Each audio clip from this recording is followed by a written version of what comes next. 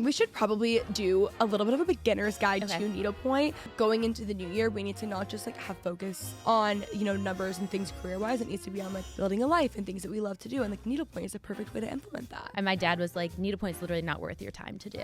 And I was like, yeah, but I love it. I like come alive when I talk about needlepoint. Like, I promise you, at least Continental is very, very easy to learn. It's expensive because you pay for it to be handmade. And that's like the whole thing throughout needlepoint is that it's hand painted, it's hand stitched, it's hand finished. Like there's no machinery process in all of it. You have to do it by hand. There is cross stitch, there's needlepoint, there is sewing and knitting and all that stuff. There's something really nice about working on one project for a long time with your hands where you can't be on technology. We were on the Today Show and it was like a great push for us, but it didn't like convert into like a ton of sales. I obviously love that Emilie Kiser's into needlepoint now. Oh my God, that was doing stuff. The craziest thing. Yeah, so what boom happened when she posted on TikTok? It's a slow hobby. It really brings you out of like your day-to-day hustle and bustle. Yeah. It's so therapeutic. It's so calming. Hi, house guest. Welcome back to my home. This is the episode of all episodes for all of my fellow Needle Cult members.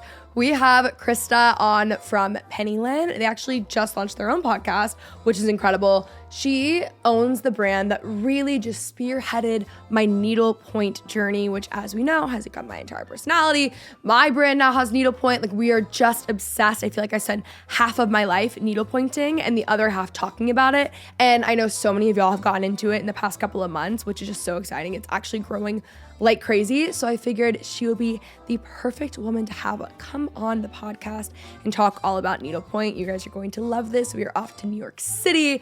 It's a festive comfort episode. You guys are going to just absolutely love her. If you guys haven't started needlepoint and you're thinking, I need another grandma hobby to take up, or maybe this is your first one, this is the perfect episode for you. You guys are gonna love this. If you guys are watching on YouTube, if you aren't, by the way, you need to be. The show is much better on YouTube. But if you guys are watching on YouTube, be sure to subscribe and let us know if y'all are a fellow Needle Cult member in the comments below, or leave a nice rating and review for the podcast. But I hope you guys enjoy, and let's welcome Krista on to the show. Well, welcome the Queen of Needlepoint to the show. Hi.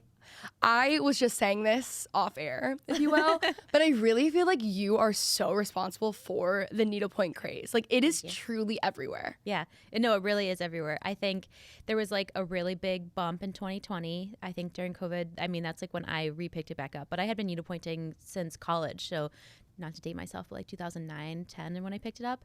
And I remember like around 2020 after I had gotten married, I was like looking for stuff. I was in the city and I wanted to like shop online. There was like nobody really online. I was like, there has to be a better way. Like a lot of stores were like, call us to order. And I'm like, I would rather jump off of a cliff. Yeah, like I'm not gonna call you. No, I don't call anybody. Yeah. I was like, can we FaceTime? But no, can I send you a voice memo? What about audio messages? Right. Yes. Like, do you accept voice memos? And I just remember like not finding anything that I liked, even in like traditional stores. And I was like, there has to be better ways. And COVID like shut everything down. And so I just started like painting my own, and it's like, I know how to make a website. And there you go. And that's how it happened. It's so crazy because I started stitching probably 2023. Yeah. Fall of 2023. Yeah, there was like another really big wave. Like it was like COVID was the first one. I feel like it hit like all the millennials, and then it like really went crazy on TikTok. Oh yeah. In like the beginning of probably 2023, like January. So Calder Clark posted about like all of her ornaments. And I think it went like super viral, and people were like, what the hell is needlepoint?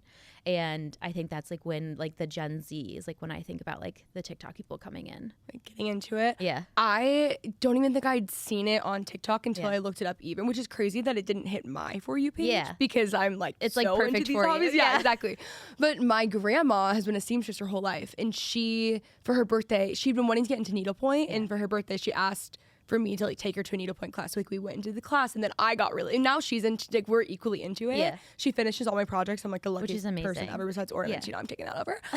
Okay, so go back into your journey of starting needlepoint. Yeah, so it was literally just like a, I guess, serendipitous thing. I had a blog, and that's what I was doing full time before. So I was a fellow influencer. Mm-hmm. So like I kind of know an OG. I kind of know like the lay of the land, and blogging was like, I was doing really well. It was taking off. Everything was great. I had just left my full-time job to do this full-time, and I did that for a year. And I always like to joke that like I guess I didn't have enough on my plate, and I just started painting canvases that I wanted. And I think because I had a platform, people who like followed me were like wanted to get Needlepoint too, and it was hard to like push anybody anywhere because like there wasn't really like a ton of great online stores, and there definitely wasn't any that you could like link at the time. And that was like, you know, if you can't link it, then you maybe don't promote it, because the linking online in the influencer world, you make commission off that.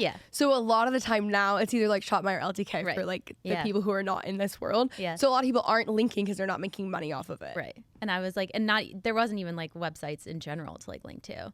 But I just, and so COVID hit, like I said, hit the industry really hard where like canvases were no longer available. Like all of the painting houses that are done overseas were like, everybody stopped, like threads stopped. And so there was kind of like a run on Needlepoint. And so I think the people who were selling online during that time, like during 2020, when there was really nothing available, I think they kind of like got the first leg up. But so I started posting. I started with the Ralph's Coffee Cup, which is still like to this day one of our very best sellers. And it just like, it literally snowballed from there. I can't even like start to explain. We sold out, I think, within the first like 20 minutes of everything on the site. And I had spent like 6 months like hand painting everything. And I was like, okay, like what do I do now? And I remember even after I launched, or maybe even a couple months after, I was like, this is just like a side thing.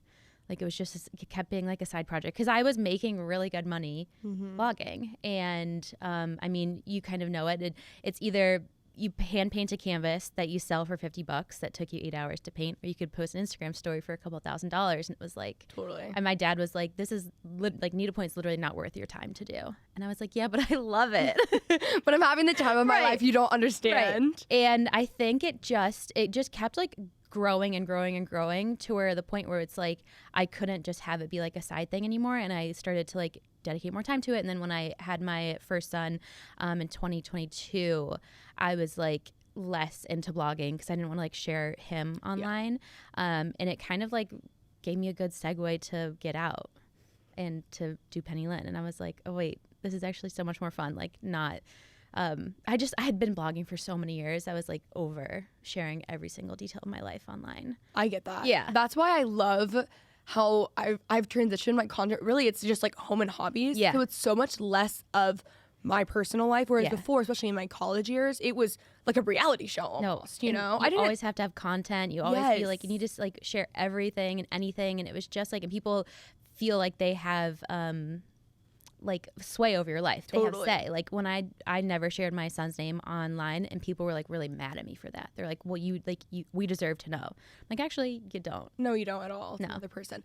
I think even just with what I share online, a lot of it, like even when it's like stuff with my boyfriend, like I check with him first, and he doesn't care at all. I love your boyfriend content, by the way. I'm like, also he's the best. No, I'm not. He's so cute. He's literally perfect. But he, like, I don't know, if it has to do with me, I'm okay with sharing whatever it is. But if there's someone else involved, I get really weird about it. So I understand how, like, I get how you would feel that way, especially with a child. It's so different.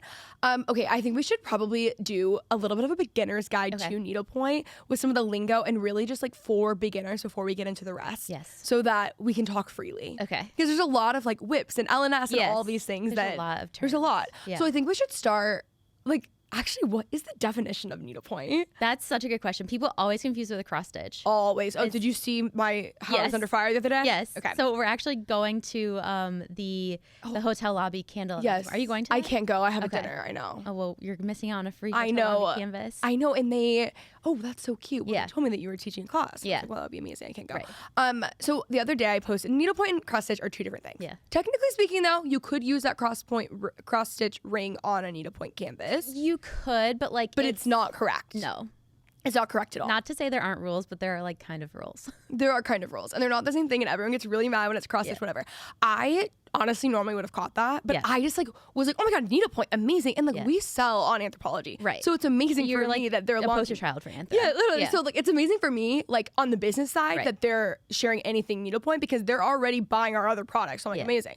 So I posted a screenshot. God forbid, I was annihilated. It just says needlepoint on. It's cross stitch, guys. This is the drama. It's a candle from Hotel Lobby that has a picture of not needlepoint, on like the outside rim of the candle. Okay, so this is actually worse because there's 2 products like that now. Oh. I said that actually. I sent this to Macy. So I first was under fire because there was the mug. Did you see the mug. Of Yes. course, the mug. So the mug that's on a hoop. Yes. Needlepoint, and then it's cross stitch. Yes. Under fire, under wraps. Right. The internet drama that I get in these days is insane. It used to be like they used to be attacking my character, everything about me, you know, and now they're just attacking needlepoint stuff. Then I saw the hotel lobby candle. Yes. Okay. With that. Yeah. And then I sent that to Macy and I said, wow, they are in for it. No, I know. I literally, Lindsay had reached out to me that we were doing this event, and we have been kind of like, I mean, we were both blogging at the same time. Mutuals. I know, mutuals. And so she had reached out and she's like, do you want to do this? And I was like, yeah. And then she sent me it in the mail and I got it in. And I was like, she should have consulted me. Yeah. Oh, no. But like, so the difference, honestly, so like needlework is like the general thing. It's like, if we were talking about like supermarkets, you have like Whole Foods and Trader Joe's and like, but like, so needlework is like the supermarket. And then like under that, I call them sisters. Like there is cross stitch. There's needlepoint, there is like sewing and knitting and all that stuff. So, but cross stitch and needlepoint are definitely like the closest. And so when you like see shows like the Gilded Age and they have things like Bridgerton, everybody's on a hoop, that's how you can kind of know the difference between if it's needlepoint or cross stitch. So cross stitch is on what's called an Aida cloth. So it's very much like our like clothing. So it's very durable and flexible, where Zweigart, which is like a more firm and stiff cotton, is what we use for needlepoint. So it's not really as bendable. Like sometimes if you like kind of like heat it up in your hands, it'll be more bendable. But like Aida cloth is very much like a cottony material. And so you stitch it and there's like very, very, very, very, very small holes. But like that is like the most popular thing. That's like what Michael's has. That's what Joann's has, RIP. But like like you can get like cross stitch anywhere. That's, I'm sure like Target and Walmart like sell Aida cloth. And so the cross stitch is actually, you make like 2 X's. So you like cross one and cross twice. And you usually follow it off of a pattern. And so needlepoint, you only stitch once if like you're doing a regular 10 stitch, and we'll get to that in a second. And it's printed or painted on the canvas versus following a chart. So it's like cross stitch, you have to like count out. You're like, okay, 3 down, 1 over. But needlepoint is kind of like a paint by numbers. So those are like the 2 biggest things. They use the same. So like cross stitch uses DMC floss. You can also use floss for needlepoint, even though it's like not as common. People like more expensive threads. Yeah. It's also an expensive hobby. Yes. That is also important to add. But I will say, yes, it is an expensive hobby, but it takes a long period of time. Yeah. And people see like a $300 canvas and think they're going to do it in a weekend. That's a year-long project, you know? And then even the fibers. And then also, I have a whole case behind like why needlepoint is like the best hobby that you'll ever have. It's so amazing for you. But even just like on the, what it like cost per wear? Yeah. But, like cost per hour of the cost thing. per stitch. Cost per stitch. You keep that forever. Yeah. Like you have, not that you don't with cross stitch, I'm not saying this in a compared to cross stitch. I just mean when people are always talking about how needlepoint is so expensive, you turn it into a project, which we will get into as well. You turn it into a project that you can keep literally forever. Yeah. Which is amazing. And like I think too, the difference, because cross stitch is really affordable and needlepoint is not as affordable. I think it's really coming down to like when you get cross stitch, you get a blank Aida cloth, and it's super easy to produce and print off a chart. And so they send it to you, and it's really like how much you want to do yourself. Or needlepoint, it's like all physically hand painted. There's some opportunities where it might be printed, and like I think the industry is like starting to maybe go toward a printed route. But like whether I'm doing it, whether you're doing it, or whether somebody overseas is doing it, somebody is literally physically painting every single intersection on your canvas. So like there might be 3,000 stitches, and like that person takes, even if it's a 4-inch round, will take like 5 hours if they're like really skilled. So it's expensive because you pay for it to be handmade. And that's like the whole thing throughout needlepoint is it's hand painted, it's hand stitched, it's hand finished. Like there's no like machinery process in all of it. It's all very, you have to do it by hand. Like your grandma like will use a sewing machine for pillows, but like for ornaments, like it all has to be done by hand. Yeah. It's also just the best hobby ever, yes. though, I will say. Like, for me, especially in grief, that I swear to God is what made me survive the first, like, initial year. Yeah. And then also on top of that, like, it's a slow hobby, especially when we're living in this, like, instant like, Amazon Prime. Like, we can DoorDash anything to my house. If I lost a bobby pin yesterday, I DoorDashed when I had one in 15 minutes. Like, there's something really nice about working on one project for a long time with your hands where you can't be on technology and you're slowing down and actually, like, just, I don't know, like, you're out. It really brings you out of, like, your day-to-day, like, hustle and bustle. Yeah. It's just the best thing ever. It's so therapeutic. It's so calming. It's so gratifying. Mindless, It's too. mindless. Yeah. It's amazing. The community around Needlepoint is incredible. I've gotten so many of my friends too to start stitching. We have stitch nights at my house like every single week. Yes. It's just the best thing ever. It really is. And then there's so many different ways that you can finish. So we're going to get to all that too. Yeah. Okay, so you get your canvas. Yeah. And you would buy that from Linn. A friend of mine will have canvases. There's a ton of stores that you can buy canvases from. If you're in real life, they say L&S, which is your local needlepoint store, which now Penny Linn, if you guys are in Connecticut, can be your L&S. Yes. So that's fabulous. Really stunning store. I got to go in over the weekend. It was everything that I ever wanted and more. A whip. Okay, it's a work in progress. Work in progress. Everyone's like all about the Whip Wednesdays. I love a Whip Wednesday. Yeah. I watch if you look at who I follow on TikTok, it's like it's people like almost exclusively with like under 2,000 followers that are all needlepoint girls. And I'm locked in. Like I know everything. And then I see that they're going on dates and I'm really into it. Right. Love that. Whip, L&S, Finishing, 10 stitches. Oh yeah, we should go into that. A 10 one should be a good one. So that is like when people talk about a 10 stitch, there are, again, like with the families, needlepoint and cross stitch are sisters. The 10th stitch is like the like cousins, I guess, or more sisters underneath. But so in 10 stitches, there's basket weave, continental, and half cross. And so it all looks the same from the front, but on the back is where it looks different. So half cross takes up the least amount, and it's not traditionally used unless you're like kind of running out of thread or just need to on like how the design's done. Continental, I feel like, is what you and I first learned on, and that's how I taught. And it's the exact same stitch over and over and over again. It's always going west to east. Yeah, west to east. So Arizona to New York. You just keep going back and forth. And then when you change a line, it goes different directions. And then basket weave is like instead of stitching on a continental line where it's back and forth, you stitch on a diagonal line. And it's like, basket weave is the best and it's really fun. And it's like just the right amount of using your brain, but it doesn't work until it clicks. I remember like it took me 10 years and I was like, why do people love basket weave? I hate this. Like just continental. I'm a continental queen. Like that was my whole life. And then like clicked one day and I was like, oh my God, I love it. But it's like there's like rules again around basket weave where it's like you have to go like a certain direction. You have to go like people will say up the steps and down the poles. It's like hard to explain without a physical canvas here in front of you. But like on the weave of the Zweigart canvas, which is the canvas that's traditionally used for needlepoint, there are like just like a weave. I don't know how to explain it, but like one of the intersections is going to be like going vertically and one of them is going to be going horizontally. So like horizontally are the steps and vertically are the poles.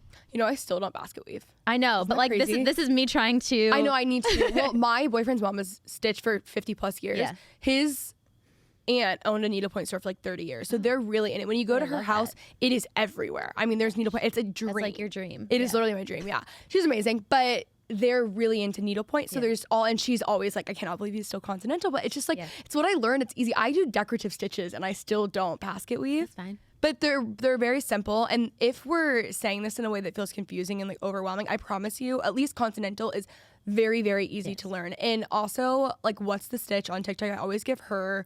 You guys have a whole YouTube channel of. We have YouTube and TikTok too, right? as well. Yeah. It's hard because I was like putting everything on my personal channel. Yeah. But yes, we have like, it's on the site. There's a ton of great videos on YouTube, on TikTok, and on like people's websites. So like anywhere you want to learn how to continental basket weave anything, it's going to be online. I'll have it in the show notes too of just like different tutorials and stuff. But I also would really recommend going to your L&S, like your local needlepoint store, and taking a class if you can. Really just because you learn so much more when you're in person and it's just good for community. And personally, if they're all over the age of 60, like I love that. That is my demographic that I like to be around. Yeah. So it is really fun and I just like spending time there. But if you're at home and there maybe isn't a store near you, I would just do an online tutorial. You can 100% learn. Yeah. And another thing you want to do is you want to kit your canvas. That's like another term. And what kitting is just like getting all the supplies you need to actually needlepoint your canvas. So you need a needle and a thread. And that's like the very basic. If you want to get like fancy, you can get scissors, you can get a project bag, a needle minder, which will like hold your needle when you're not stitching. But when people say like, oh, do you want us to kit your canvas or do you want a kit with your canvas? Like that is like kind of what they mean when they say that. And if you're starting, I would say yes. I would always. Oh, totally. I used to get everything kitted always. Now I have so much. The amount of penny linn bags I have. Have you seen my needlepoint hutch? Yes. That I have. Okay, so like if those drawers, everyone's like, how do you organize your threads? I'm like, if you saw what those drawers looked like, you wouldn't be asking. But it's all these like random penny linn stuff because now I just pull and I'm not using it from like what you guys had kitted originally. Yeah. But I would get them kitted just because it's easier unless you want to take it to a shop near you. But if you have the option, I would just have it kitted online. It's easier. Should we go into maybe a little bit of the thread? Yeah, we can definitely. Like DMC being the cheapest. Yeah, so there's different kinds of threads. It's a cotton. You can do cotton. You can do a silk and cotton, wool, or wool and silk. I think that's like those are the main ones. Yeah. Without getting into the specialty of like nylon and sparkly and velvet. But so like DMC cotton is something you can get at Michael's. So there's 2 different sizes. Size 3 is for 13 mesh and size 5 is for 18 mesh. Oh, we should also say that there's 2 traditionally different size of meshes for needlepoint. So 13 mesh has bigger holes. So if you talk about like if you were to look at the canvas and pull up like a ruler, it's how many holes there are per inch. So if there are 13 holes, the holes are bigger, and 18, the holes are smaller because obviously there's less. So use different kinds of threads for different kinds of meshes because, you know, you need a thicker thread sometimes. And we've all probably done this before, but if you stitch a too thick of a thread on too small of a mesh, it's like really not fun because you're like yanking it through and your fingers are hurting. But so like DMC, you can find DMC pearl cotton is like their traditional, and it's like $1 or $2 per skein, and that's like the go-to. I love stitching on DMC 5 on the 18 mesh. I have people are like very like uppity about it sometimes, but I think DMC 5 is like amazing and I love it, and that's what I learned to stitch with. So maybe I have like a soft spot in my heart for it. But and then if you get like to more specialty, so like silk and ivory, I would say is like the biggest one for 13 mesh, and that's like a silk and wool because they just have like the most beautiful colors. And then for 18 mesh, like vineyard silk is my favorite, which is 100% silk. But if you want to get like fancy, like very velvet is like the best. I have very velvet. I'm like, I haven't even dabbled into it, but like I'm really looking forward to it. It's so fun. But if you don't, so there's petite very velvet and regular very velvet. Okay. And don't mix them up because one time I tried to stitch regular very velvet on 18. No, it was actually like really, really bad. And these are things that if you're listening and you're a beginner, like these are like, we're really getting into the weeds of the different types. So don't freak out. Something that's really helpful about your store actually is that I forgot to mention this in the like video tour thing that I did, but you guys have it set up to where it's like, this one is good for 13 mesh. This one is good for 18. But again, if you're at an LNS, you can always ask someone there, but it's really like, it's not do or die also. Like, but I would start if you are a beginner, I would start on a 13 mesh canvas too. If you can. Yeah, we usually recommend like a 13 mesh canvas with like 2 or 3 colors. Usually like a keychain is really easy to do because it's smaller and it's really easy to finish too. Like when you get into finishing, which means turning your canvas into like a physical product. So whether that be a pillow or a sign, if you want to frame it, an ornament is like obviously the big one, keychains. All of those are again like hand done. So finishing is kind of like an issue in the industry because it takes like 10 plus months to get something finished, and it's also super expensive. So we tell people to do a keychain because leather finishing traditionally is like the quickest turnaround time, and it's only like $50, where like an ornament starts at like I think 80 now. Yeah, it's definitely gone up. It gets really expensive. I've actually started, so my grandma like finishes all my pillows and stuff, but I've started doing my own, like I self-finish now for my ornaments and like door hangers and stuff. And I did Cowtown Needlepoint or Cowtown Needle, why am I, Cowtown Needleworks? I think Cowtown Needlepoint. Something. Yeah, Cowtown something. I just say Cowtown, whatever. But I did their online finishing course. You can use like code Kenzie15 or something. It's amazing. It's so helpful. And like if I can do it, I swear anyone can do it. Yeah. So there's lowercase f finishing, which is just you finish your canvas, and then when you go to get it finished, that means turning it into the project that you're going to keep forever. Right. Okay, so we've done whips, we've done LNS, we've done stitching, we've done different fibers, we've done canvases. I feel like that's pretty much the beginner's guide. Yeah. The only thing I would say, we actually have like a like terminology to know, and it's one of our like most visited pages on our website. So sense. Not to like plug it, but it is literally be like, what's frogging or like what's this? So there's like much more like in-depth terms if you like want to know more. But another one I would say is like the needle size. Yes. So there's traditionally like a size 20, a size 22 for 18 or 13 mesh, and again, like whatever needlepoint store, they can help you. We use like blunt tapestry needles, so if you like use a traditional like sewing needle, like the eye of it is really small, so this one's like bigger, and they're not as like pointy because Yeah. you will stab yourself. And so I honestly, like, I think 20 goes for 13 and 22 goes for 18, but I always get them mixed up. So like, it doesn't really matter at the end of the day because you can use whatever needle. But like one of them is bigger for 13 mesh. It's amazing to not use a sewing needle too, because when I'm finishing, you have to use a sewing needle, and like the amount of times I stab myself. Oh my, they're so pointy. They're so pointy, and I'm like, I hate this, and they fall away. I do love a needle minder though, which is just the magnet that attaches to your canvas, and you can put all of your like needles on there, which is really amazing. Yeah, it's the best. Also, this is really getting into the weeds. You really don't need this, but I didn't even know about a snag nabbit until like 6 months ago. I love a snag nabbit. Snag nabbits are the best thing ever. $5 on Amazon, and it's just this long, almost like needle vibe. It's actually made for like your clothing. So like if you were to get like a pull in your sweater. Oh, like, I didn't even realize it's like not actually, people use it for really needlepoint. But yeah, but like it has like a textured end, so you pull it through and you like spin it and it'll pull your like loose hairs. Oh, that makes so much sense. Yeah. It'll save your canvas. Like if you're looking at something, you're like, oh, this looks really uneven, or this one is loose, it will save your canvas. It's the best. It's literally the best thing ever. I love it. I like come alive when I talk about needles. Like, thank God, you know? I love it. Okay, so getting back to starting Pennyland, how long were you? This is something that I can never ever even pretend that I would ever be able to do. Is actually like I'm an ideas girl. Like I'm great with the design, the vision. Like I have the vision for it, but when it comes down to actually like pen to paper, paintbrush to canvas. When I say like my handwriting is ugly, if I were to try to paint a canvas, it would just never, ever, ever work. How long were you painting the canvases on Pennyland before you like obviously had to outsource? Yeah, that's such a good question. So I remember like I said, I took like 6 months to paint, and I was getting my parents to help paint. I was getting my friends to help paint, like literally anybody, because it takes so long to paint one canvas. And I was like, there has to be a better way. Like there has to be. Like, I can't be the only person doing this. And I think a lot of, like, smaller designers still might hand paint, but I didn't realize this at the time. If I had only known, everyone uses, like, outsource painting. So there are painting houses that have been around for, like, hundreds of years. And they are, like, skilled traditional workers in painting. So it's really interesting. So I was maybe painting for like maybe 7 or 8 months, and then I remember I reached out to Morgan Julia, who's a great friend of mine. I love her. Fellow designer. And she had like this huge stack, and she was like, restock. And I was like, how are you doing this? Yeah. Like, tell me. Because she had been around probably for like 6 months before I started. And thankfully she replied, she's like, I paint with Colonial Needle. Not to like name drop them, but I like Googled them. And like at this point I was like finding anyone on Facebook that was in needlepointing. I was like, where? And I was listening to all these like wasn't even a podcast, like I think it was a video thing, and I was trying to find like painting houses, because at the time it was very like hush hush. It was only like if you know, you can only get an email if you like know somebody who's already there and they'll connect you.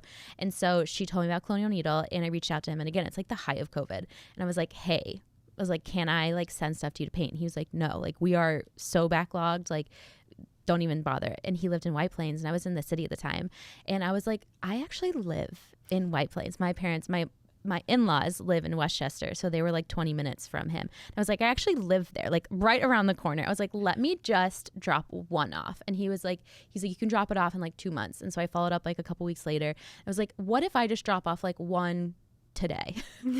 And we're actually neighbors. Yeah, I was like, I'm in your backyard. Like, and so hey, I'm actually here. Yeah, I'm knocking at the front door. Yeah.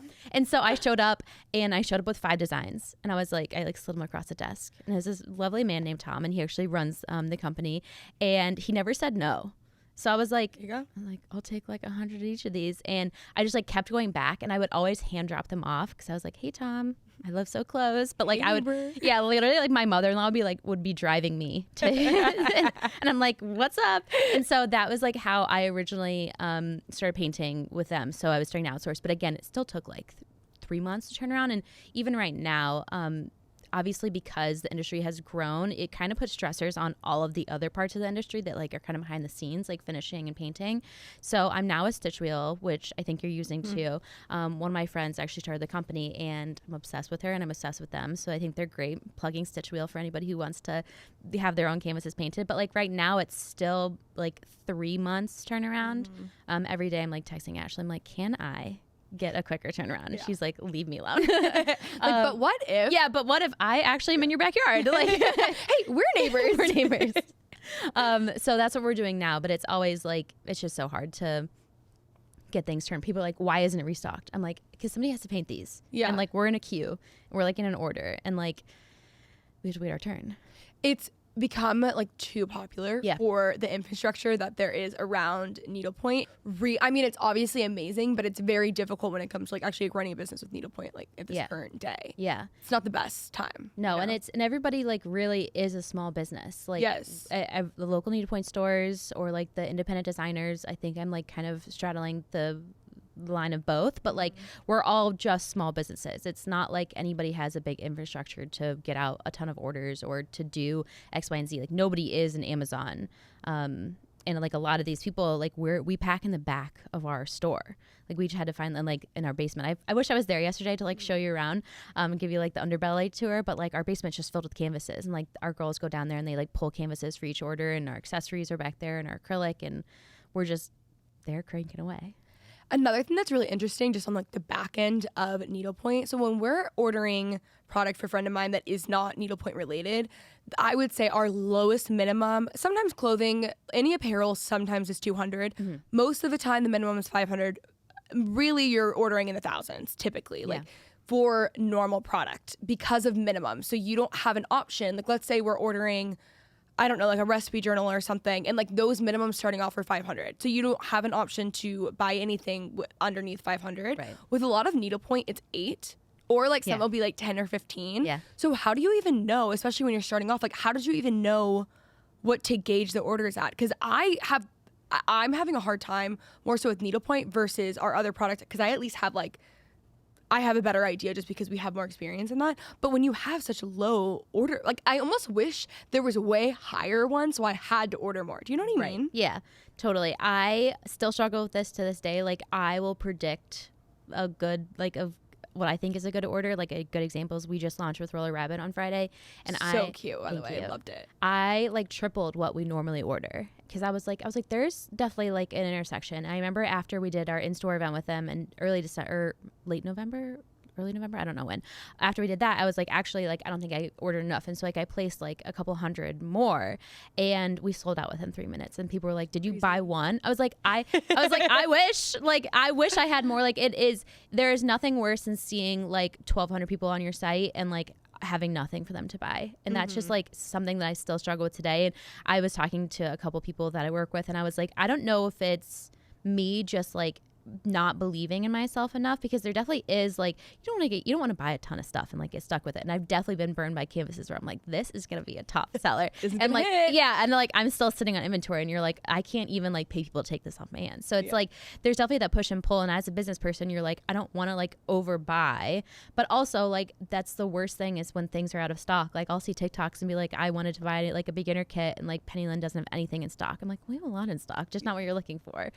So like we've definitely been trying to like up our numbers, but yeah, minimums are 10. And it's also like just in general, I think because the industry is booming, people traditionally would like order 5, but now because like everyone wants to, and there are stores like us who would buy like from a designer like you, and we're ordering 20 to start, and then maybe like doing reorders like we do a reorder every single week. And a lot of our external designers that we buy wholesale from are like, please stop like ordering from us. Like I can't keep up with like my own stuff, and like they'll kind of like shut us off, and I'm like, but please sir, I'm actually in your backyard, like please. Hey, we're neighbors. We're neighbors. And so it's just a crapshoot. And like I don't know, we also have so many designers that I think like, okay, like what we do is we always do a test run. So it's like we buy like a blanket quantity of like the first run, and then from there we see what sells. And something that might like not be popular the first launch, like a year later becomes really popular, and you're like, what? I thought we were trying to like clear this out, because I mean we have like over 2,000 SKUs, and that's like a ton of it's a lot stuff to manage. And so we try and clear out as much as we can, but then it's like somebody will finish a bow a different way, and you're like, oh, and it, like that canvas like becomes alive. So to answer your question, there's no good way. Reason, so have fun. I know. It is really, it's so crazy, but it is so true about things that you think are really gonna hit, and then they just don't. No. But sometimes it does pick up a year later. Yeah, totally. And so that's kind of honestly like podcast episodes too. Like randomly one will like not do well, and then I'll notice a year later, I'm like, why did that have such a crazy bump? Or maybe that guest blew up or had some sort of viral moment, and I think people go to search maybe on spot, like something like that. But it's I think it's true with everything. Yeah. And it needlepoint too is a little bit harder because it's so niche. Like because there are a lot of people needlepointing, you also have to think about how many canvases they have. So like think about the whole population, and then how many of them needlepoint or want to needlepoint, and then how many of them are looking for a new project, and then how many of them have like, you know, the money to spend on this new drop or this accessory, and so it just keeps getting smaller and smaller and smaller. And it's not like something like clothing that can appeal to everyone. Like we were on the Today Show, and it was like a great push for us, but it didn't like convert into like a ton of sales because people watching it, like say half of them are men and they're not traditionally like into it. They're like, I don't want to do this. Or like, you know, it's the people who you really have to like hit the right person at the right time. And it's so niche that it's like, it just can't be mass market to everyone. Yeah. But like when Emilie Kiser posts about needlepoint, it's like we saw like a huge bump. And so it's like, it's so interesting to kind of see the juxtaposition of them both, where it's like traditional media versus like influencers, who are it's like appealing to broad strokes and then appealing to like a very specific niche. And it is so specific, but it's crazy because I'm always like, there can't be that many people needlepointing. And then now, even just at the airport, you'll see people stitching all the time. And I'm like, this is so crazy. Even from 2 years ago when I started, people would I feel like people would always ask too what you were doing. And now the people who come up to me are like, oh my God, I needlepoint too. Or like, I'm like, do you know Penny Linn? Like that's typically what I'll say. But it's so crazy because it is so niche, but at the same time, like it's blown up. Yeah. No, it's crazy. And I feel like it keeps continuing to blow up. I don't know. And it's so hard because everyone's very insular within needlepoint. So it's like, I don't really communicate with other stores or like other designers. Like I have a couple close friends within the industry, but it's so hard to like get a gut check of like, is this happening to you or is this just happening to us? Like, have you been seeing like this crazy amount of orders, or is it just like what we're doing, and kind of figuring out if it's the industry or if it's Penny Linn. But I think it's both because, you know, I talked to Ashley who owns Stitch Wheel, and she's like, we just can't keep up. Like we have 100 new people, not actually using numbers, but like 100 new people signing up every day. We have so many new orders, like order quantities are going up. And she's like, you guys keep killing us with all your orders. And I was like, yes, but bump those to the front of the line. Yeah. So I think it just gets continuing to grow, like 2020 and then TikTok, and then I don't know what's happened in the last 6 months. Like maybe it is like more influencers. I feel like you and Emilie and Brooke are like starting to like really get into it. And so maybe it's starting to like appeal to like a whole new audience. But something has like definitely sparked, and it's so interesting because like I'm building a business here, like, and I like have people whose livelihoods depend on the success of Penny Linn. And so I'm now like starting to like almost generate pressure of like, what if it's a needlepoint like bubble? Like what if it like pops, or like what if one day it just stops? But then you have to kind of remind yourself like needlepoint's been around for thousands of years. So like it's never going to go out of style. And I always say like once you become a needlepointer, you're needlepointer for life, because this is something we can do into like our 90s. Like, you know, all of our grandmas needlepoint. And so I think it like missed the generation of like our parents. And so like maybe, you know, we'll have kids and then it might hit them or skip them, but then go on to the next generation. So it's really interesting to like try and think about, and it does keep me up at night. I'm like tossing and turning, being like, how many orders will we get tomorrow? Like, what are we gonna do? I think you're in the clear. Okay. If I really do. I do think though, the past year, I think also, I was going to say, like, even just in terms of sales for other businesses, like, you really are, or like Penny Linn, obviously you are Penny Linn, like, are what made it, I feel like, popular for younger people, because all the canvases were cool and new and like pop culture references and things that you could connect with and relate to. And like so much, like, I love things that tell a story. So like when I see something that's like, oh, this sandwich reminds me of my childhood, of this, like there's always something that is like an emotional attachment to it. And like you gave that to Gen Z. So I feel like even if it's like, if it's us or isn't everyone, I feel like a lot of it is like trickle effect from Penny Linn. And then I also think in the past year, there's a lot of people, because before I really want to get into like needlepoint TikTok, because, you know, I'm obsessed. Yeah. I'm obsessed. But I think it's cool that in the past year, there's been so many just like normal influencers who are not needlepoint influencers who also needlepoint, because like my audience is like, they're not needlepointers, you know? I mean, a lot of them have become needlepointers, but they're just people who have like watched me on YouTube forever, or listened to the podcast or whatever it might be. Whereas I think a couple years ago, the people who were making needlepoint TikToks were just needlepointers and their audience was just needlepointers. So I think like when you see like Emilie Kiser and now Brooks into it, and all of these other people who are getting in, Sierra Miller, like all these other people that you're seeing getting into needlepoint, I think is really great too, because their audiences are not all needlepointers. You know what I mean? Yeah, totally. So it's like hitting new demographics who are like, they have followed you for years and they love everything you do and they take your recommendations, and maybe it takes, you know, 3 or 4 times for you to keep talking about needlepoint. And at first they're like, okay, shut up. But then they're like, okay, well, maybe there's something to it. Or like they pass by a needlepoint store, or they see another influencer hop on. It's kind of like probably, it's like that thing where you see an ad 3 times and you like start to pay attention to it. So maybe that's kind of how needlepoint. Yeah. Also, I mean, you were the OG who did that because you were a blogger who turned into, you know, a needlepoint extraordinaire. The HBIC. Okay, can we talk about needlepoint TikTok? Who are you following? What are you seeing on TikTok? Yeah. Also, complete side note, like, do you even have time to needlepoint anymore? No, barely. Yeah, that's really devastating. Barely. No, I needlepoint after my kids go down. So from like 7:45 until my husband comes down to watch TV till like 9 o'clock. I have my little neck bite on. I'm underneath like my chappy wrap and I'm needlepointing. And my husband comes down. He's like, "What's this?" And he's like, "What's going on?" Yeah, he's like, "You look an old lady." But I obviously have like a good excuse to be like, I'm working. Yeah, this is actually important for the business. Because also like to sell things, like people really almost sometimes need to see it finished. Totally. And so you're always kind of trying to stitch. Obviously, I don't stitch all of our samples anymore. We have people who like help with that because at first, when I first started, I was like, I'm going to stitch every single thing. And that like stopped like a year in because that's just not. It's literally not feasible. You cannot do it. Yeah. So, so needlepoint TikTok. I will say that I have, again, like my TikTok originally started as like my blog thing. And in 2019, I went super viral and I got like 150,000 followers, like with like off one video. What was the video? It was a video of my apartment. Like it was an apartment tour in New York City. Love that. Yeah. And it got like, I think like 50 million views. Like what made it go so viral? I don't know. The algorithm. Love that. Nobody was like on TikTok in 2019. Like I remember telling my friends that I like went viral on TikTok and they're like, what? Yeah, my best friend Dawn was telling us about TikTok for years before, and it was pre-dances. It was like cringe humor, and we were all like, "What is this?" And she's like, "I'm telling you guys, it's gonna be the next big thing." And she was right. No, I remember, and so actually, one of my very good friends, Ashby, she listens to your podcast, so she's gonna love this. I remember sitting her down, we were eating Mexican, like on the Upper West Side, and I was like, Ashby, like I'm like going viral, and she's like, "What are you talking about? Like, leave me alone." I was like, TikTok, TikTok's where it's at, and she's like, "No, I'm not like a 13-year-old dancer," and I'm like, "No, you don't get it."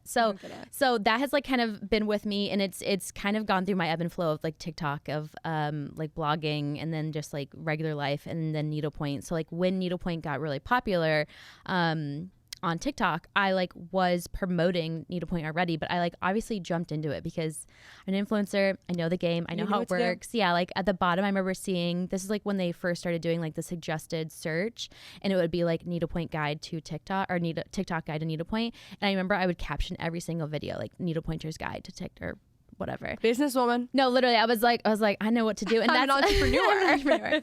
And that's, I think, one of the things that's like helped Penny Lynn be really successful is I have all of that knowledge, and like I know how to market myself and my business, and I'm comfortable online. So I would see like we would put a lot of new beginners, and so I'd put together beginner kits, and I'd be like, here are the beginner kits, and I would like put them on TikTok, and they would like sell it within a couple minutes. Or like I'd be like, here's our new launch, and people would like do that, and it was I was very much like in it in 2023. Like I feel like that's like when it really started to kick off. But then I just got really busy, and I like I also got pregnant, and so that doesn't help anything, but I wanted to like kind of take back my own TikTok account because I felt like I had to make it all about needlepoint because that's like kind of where that's people who started following me were. So we did start like a Penny Lynn TikTok account, which I love following. Thank you. It was like our like weekly setup of the store.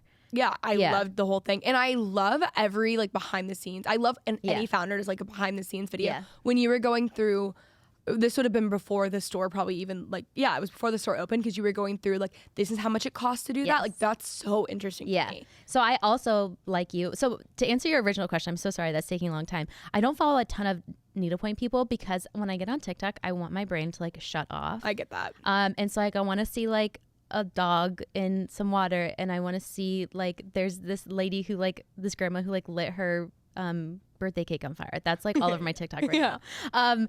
But so I mainly follow a lot of like female founders, and so like I kind of keep like my TikTok like algorithm really focused on that, and like my Penny Lynn, I'll like pop over and like follow everybody there. I love Emma from What's the Stitch. She was Love on it. my I'm seeing podcast. her tomorrow. Yes. I'm so excited. Oh, I loved that episode. I was messaging her and I'm like, I'm actually like in the salon chair right now looking up what squash is. Like, Yeah, like I'm getting in. I was wild that she's like, I went to college for squash. I'm like, okay. You were like, what? Okay. I was like, we need to circle back to this. She like went on a tangent. I was like, but squash. Yeah. I love her. I love, oh my gosh, I'm blanking on names. It's kind of hard because a lot of them have different usernames. Right. And like they're not actually their name. Yeah. I have so many like random people. I obviously love that Emilie Kiser's into Needlepoint now. Oh my I God, love that that Brooke's was doing stuff. The craziest thing. Yeah, so what boom happened when she posted on God. TikTok? So like I have followed Emilie for years, and I was just like watching her. I was really happy she came back and she was posting, and all of a sudden I like paused the video and there's like our stitches bag in the corner, and I was like, oh my God, did she place an order with us? And like I had somebody look up and they're like, yeah, Emilie Kiser, and she like put it under her like just regular email address. And so I emailed her and I was like, hey, like, you want some needlepoint stuff? Because we don't really gift much, but like if like same thing with you, like if people are posting about it and they have like a platform, I'm like, yes, like I will send you basically whatever you want. And so I like emailed her and I was like, I know you're busy, but like, do you want some stuff? And we did send to her like a pretty big package, but she made that one video. So it was like the first video of like her needlepointing, but then she like went through all of her supplies, and she like didn't even tag us in the comment or like in the caption, but it literally was like, I got my beginner kit at Penny Linn. It said like Penny Linn all over it, and we saw like a 300% bump, and people were like, what is going on? I was like, I think it's because of her. Like I have nothing to attribute it to. It has to be. But like it has to be. And so that's what I have to assume has been like the last couple months, is just like the new wave of influencers and all of their followers. When she posted that video, and there was so many all the comments. But there was Everybody's so many tagging comments. you. Yes, and they were like, follow Kenzie. They were like, you and Kenzie would get along so well, Yeah. blah blah blah. Yeah. And there was like 20,000 likes on a bunch of these comments, and I was in the search bar, and I think I gained like 5,000 TikTok followers that day or something from the search. It's crazy. Her that poll is Kiser, insane. Yeah, it's crazy. Yeah. And she's just amazing. Like she really is, and she's so like cute and perfect. And I feel like you guys got into Needlepoint for the same reason too. So I think that's like a really good connector. I had done needlepoint prior, but then I got really into it to where I wasn't leaving my bed, and I started needlepointing, and like that was really when I think that like I had done it prior, but that was when I was like, I'm so locked in, like I'll never like stop. It's so amazing. Jumping in 2 feet. No, literally. No, I just think like needlepoint TikTok. So it's funny that you say that, because I actually with like TikTok algorithm, I'm a little opposite, because to me needlepoint obviously isn't that like is fully your my hobby. career. Yes. It's like my hobby. Yeah. So when I'm on TikTok, this is actually the key to not comparing yourself on the internet. It's to follow people with like grandma hobbies, truly. Or I follow like people that I can't compare my life to in any way, like in the slightest, like they live in the North Pole, like things like that. But I love like my feed to feel very like wholesome and calming and cozy. So I love like female founder videos, but I think that's why you are such a sweet spot for me, because it's like a little bit of both. The female founder and the needlepoint of it all. Yeah. And I love a female founder video. Yeah. Like, don't get me wrong, I follow and keep up with a lot of them. But if I'm needing to check out, I need to watch needlepoint. Like when I see, oh my God, my dream is like a needlepoint Christmas tree. Yes. And I saw my dream one the other day. And when I saw that the caption said 600 needlepoint ornaments was on that dream, I was like, oh. Who was it? Do you remember? I don't remember. It's always like random accounts. I actually think that one person is like in St. Louis or something. Oh, yes. Needlepoint Under the Arch. Yes. So she needlepoints. So like I know everyone by their Instagram name, or like their TikTok name, and she needlepoints 3 of every single ornament for all of her kids. Oh, so they each have their own tree. I just don't think I'll ever be that selfless of a mother. No, I know. I was like, I'll stitch one thing and it'll only be for me. People are like, do you like gifting needlepoint? I was like, I would rather jump off a cliff. Literally. I'm not gonna give it to anybody. I blood, sweat, and tears. I made such a mistake of not writing down every single project that I had done, and I had gifted some. Yeah. And I was like, what am I supposed to do? So then I went back, but now I'll just remember like random ones that I've done. Yeah. It just takes so long. It takes so long. And people they usually gift it to don't normally appreciate it because they're Agreed. like, oh, thanks. And I'm This like, is so no, nice. my blood, sweat, and tears are in this. Literally. My So boyfriend, $600. No, literally. Like when I try to explain to him, because he has like 6 needlepoint belts. Yeah. When I try to explain to him like how nice that is that his mom did that, or we'll be and he like goes to the stores with me. He really does get it, and he is so like he's not ever the person who's like I'm being dragged anywhere. He's like all into everything. And he was like, well, a belt, like he said something about how like a belt seemed like a quick project. And I go, no, it is not. No. Absolutely not. And he's learned his lesson. But I'm like, you have to, he's so appreciative. Like anytime someone brings out, like he'll be over and they'll like needlepoint belt, he like comes out with all 6 of them. Like he's just like, he really loves it. Yeah. But yeah, people just don't appreciate it enough. No. And they never could. How could they wouldn't even know. No, they have no idea. And especially too, because it's like Smathers and Branson, which is like a Finnish needlepoint line. Like they stitch all their stuff overseas and they sell their belts for like $120. And it's like you can barely get a canvas for $120. So I think it's like the comparison of that. But like my husband also wears his belt every single day. And anytime I'm talking to somebody, it's usually like a guy who doesn't understand what needlepoint is. I'm like, Andrew, show him your belt. I'm like, take it off. I was like, show him. And so he'll just like pull it out. And he's like, okay, here it is. Like he's like holding it like a fish. Yeah. He's like, she did this for me. Oh my God, that would have been such a good TikTok. Remember when they were like doing this, like holding it like my boyfriend was like, yeah. God, that would have been really I think a couple people did that. Oh, well, okay, I didn't come up with it. Okay. You're not on the right side of TikTok. So I guess I am on needlepoint TikTok because like I feel like I see all the things. You are largely needlepoint TikTok too, though. So I think that you probably are missing out on some because you're making them. Right. You know? Yeah. I see myself. Yeah. No, but there's just there's like Whip Wednesdays, there's Finishing Fridays. This is such a good episode to get you into a new hobby, into a new algorithm. Yeah. So that you don't have to, compare yourself, especially in January. Like when you're going into the new year, I get like January anxiety. What? Actually, do you know your Enneagram type? No.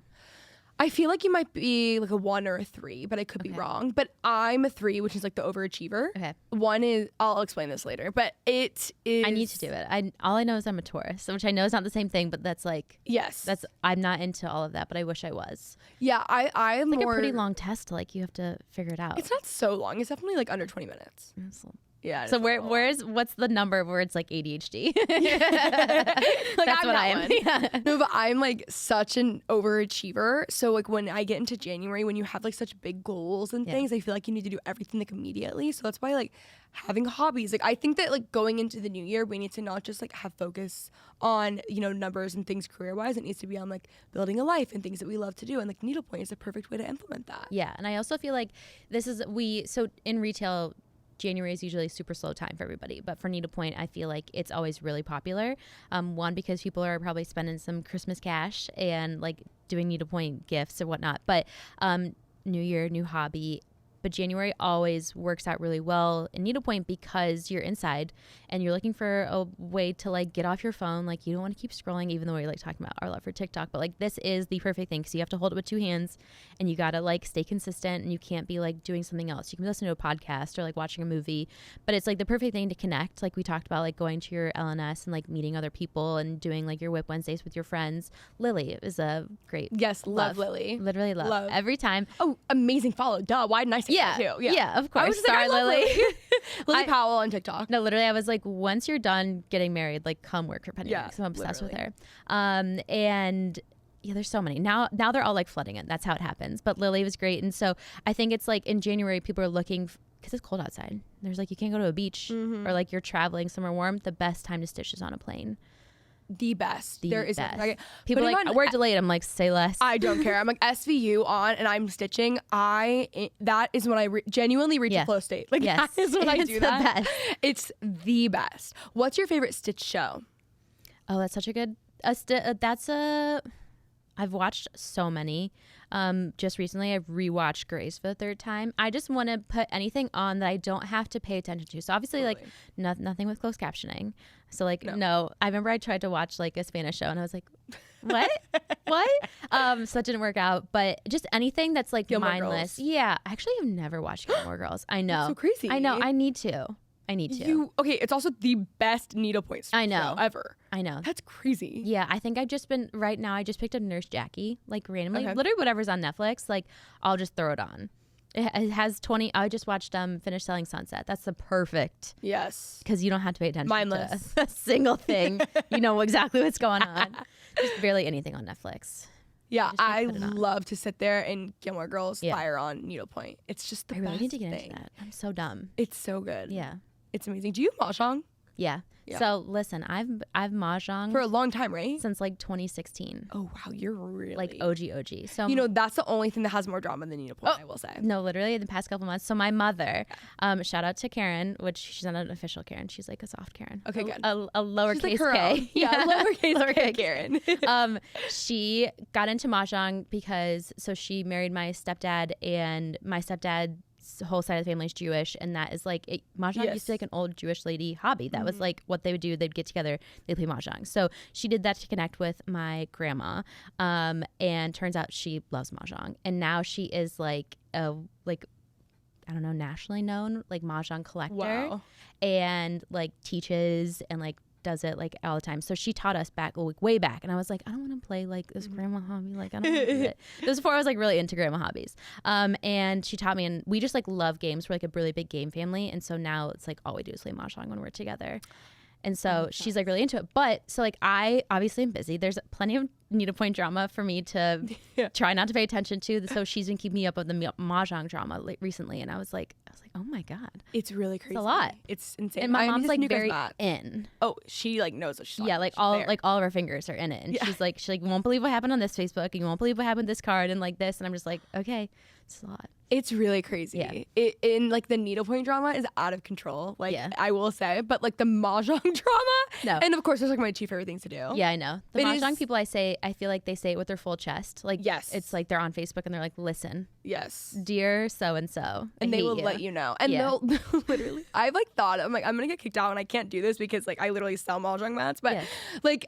I would just love someone to make a TikTok account dedicated to like reading the Facebook drama of the stuff that they say, because it will literally be like, that'd be so funny. It's like actually like fucked up. Like there will be like, this woman's losing her memory. I don't want her at our game anymore. But like it's mean stuff. And then all the comments are like, what is wrong with you? And she's like, oh, okay. Like it's crazy. Yeah, no, they're crazy. I just like say like, I mean, mahjong, I feel like while it has translated more into younger, I feel like it's still, especially on Facebook, it's like still that the boomer era. Yeah. And they're just like no filter. No filter at all. No filter. See, I don't like games really, but I love mahjong. Like I could play mahjong. I do play mahjong all the time. Like I'm always playing, and like I'm obsessed. It's just so much fun. It's so fun, and the crossover between like mahjong and needlepoint is very, very high. But you can't needlepoint while you're playing mahjong, which is like a really tough. Big bummer. Yeah, I know. That's the only thing. Like I'm such a big reader. Yeah. I used to read like 100 books a year, but now that I needlepoint, I can't do it, and I'm reading like 30 books a year, which is like low for me because I've been a reader my whole life. Like that's like what I've like always loved to do. Right. But needlepoint has really taken over. That's how you know. I know. Can you like listen to it? Sometimes I'll do an audiobook, but I'll do Audible for memoirs. I do love that. Okay. Yeah. Or I'll listen, another good listen for stitching, Ida Garden's podcast. Okay. Cherry Bomb podcast. That's another really good one. This podcast, the Penny Linn podcast. I love anything Martha Stewart living. Like you really just have to like create this world for yourself, you know? Get into the mindset of it all. Yeah. Okay, well, this has been so fabulous. So fun. Thank you for having me on. Thank you for having me on. Thank you for coming on. I was trying to say I've been looking forward to having you on for like so long. Oh my gosh, well, thanks for having me. And I'm so happy. But I have one thing to tell you because we haven't talked about the store much. Yes, we're opening our second store. Oh, I'm very excited about that. Yeah. Do you want to know where? Metaphorical drum roll. We're opening in New York. Stop! That's gonna be so good. Yeah, 28 and 10. Oh my God, that's gonna be so good. Yeah. Oh my God, that is so exciting. I know. It's so crazy. Like, I know. And it all started here. I know. That's so sweet. I know. It's like Penny Linn's coming home. Yeah, that's actually perfect. Yeah. Oh my God, congrats. That's like so exciting. Thank you. Do you have any idea? Like, I heard. I'm an avid listener. I know you were saying the first 3 months that you wanted to have it up. Yeah. So like, will it be like Q2 probably? Yeah. So like, I think ideally we get keys in January. And then we have like a 4-month runway. So hopefully, but we like can't open in March because like Connecticut owns March because that's when we opened. And so like maybe April. Wow, that's so exciting. I know. That's actually incredible. Thank you. Okay, amazing. Well, literally love this. Yeah. This is so fabulous. Can you let them know where they can find you? Yeah, so you can find us at pennylinn.com, Penny Linn Designs on Instagram. I am Krista Roberts on I think Instagram and TikTok, but you don't have to follow those as much. She's like over her Penny Linn journey. Yeah, literally. Lindsay from Hotel Lobby was like, "Are you on Shop My?" And I was like, "Girl, I retired before Shop My came out. Like, I'm out. I'm so far." And she's like, "Okay, I'll do a traditional gifting. Like, send me your address." Traditional gifting. Yeah, literally. I was like, "Here's my address." Like over DMs. You should get on Shop My though. Actually, I know. It's just like. I know it's another thing to do. Yeah. You're busy. So Penny Linn wants to get on Shop My. Yeah. But it's also like $10,000 a year. No, it's expensive. Are you guys on it? We're about to get on it. Okay. And it's really expensive. I know.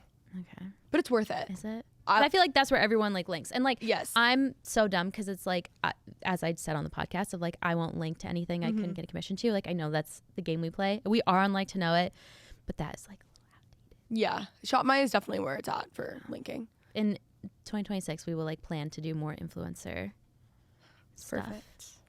Amazing. Okay, well, thanks for watching. Bye, guys.